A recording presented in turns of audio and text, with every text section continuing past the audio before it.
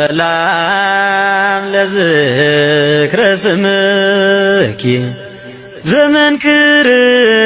ጣዕሙ መዝሙር 58 አምላኽ ንኽፍኣት ቀጽዖም ዝቐርብ ጸሎት ኣቶም ገዛእቲ ሓቂ ዶ ፈሪድኩም ትፈልጡ ንኹሉ ሰብ ደኸ ብቕንዕና ትፈርዱ ኢኹም ኣይፋልን ክፉእ ንምግባር ባድኣ ትበላሓቱ ኣለኹም ኣብታ ሃገር እውን ግፍዒ ተፍጽሙ ኣለኹም ክፉኣት ሰባት ካብታ ዝተወልዱላ መዓልቲ ጀሚሮም ሰሓቱ ካብታ ዝተጠነሱላ መዓልቲ ጀሚሮም ከዓ ሓሰው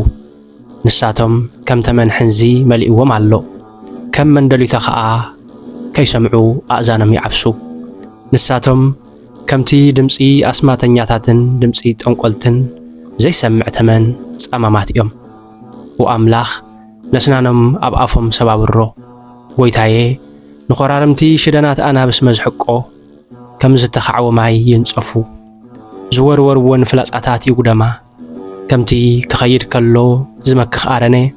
ከምቲ ብርሃን ፀሓይ ዘይረኣየ ቁላዕ ይኾኑ ከይፈለጡ ከለዉ በሃንደበት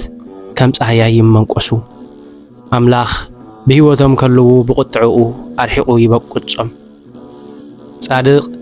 ሓጣን ክቕጽዑ ከለዉ ርእዩ ክሕጐስ እዩ ኣእጋሩ ኣብ ደም ረሲእ ክእለኽ እዩ ሰባት ከዓ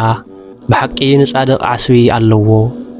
ኣብ ዓለም ዝፈርድ ኣምላኽ ብሓቂ ኣሎ ክብሉ እዮም